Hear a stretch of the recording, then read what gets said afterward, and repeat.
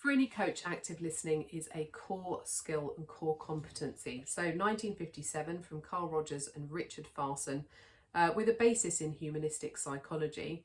Active listening is all about listening to understand and not reply. So we aren't in the game as coaches of telling people lots of information about what we think that they need to do. We're not problem solving for them. We are listening and seeking to understand without the need to reply or to problem solve. We're trying to ask deeper questions. So we're inviting the person to go more deeply into their own knowledge and own insights rather than providing our own solutions to them, because our solutions are unlikely to ever really be that fit for purpose for the person because they're not doing the thinking for themselves. We're training our minds not to be distracted and to really focus on the client in front of us, focus on the conversation that they're bringing.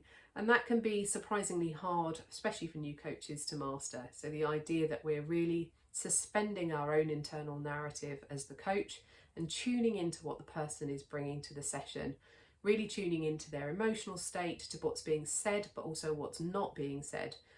Without that kind of need to fix or need to step in or need to ask more questions. We're trying to allow them space to be able to work through their own stuff in their own mind. So that means that we need to avoid interruptions. So we're going to speak less and listen more. It's completely fine in a coaching session to do very little talking or very little asking of questions at all, and to just be much more cognizant of holding the space for the other person and letting them do that exploration for themselves. We try to slow down and practice silence. So again, it's a bit of a tricky one for new coaches to come to practice with, which is the idea that we can sit in silence and still be there for the person without having to jump in or share our thoughts or share our ideas. So sitting in silence and trying to make sure that that feels really comfortable for both parties is important.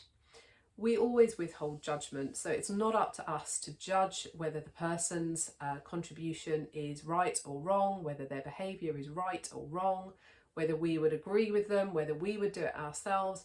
It's just not required in the coaching space. We're not judging them. We are sitting and suspending all of that stuff. We don't understand enough about what's going on for them, no matter how hard we try, to be able to sit in judgment of them. We are coming at this as equal human beings who are equally fallible. And then finally, we're tuned into the non-verbal cues. So body language, tone, style of speaking, all of those things are really important for us. So we're listening beyond the words that somebody says, listening to what they're not saying, but also how they're communicating it. So we're really inviting some of those other senses to kind of kick in and tune in to the person. Sometimes they might be saying that they're fine, but actually clearly being quite visibly upset. So we're tuning into the whole body experience, not just the words that somebody is saying to us.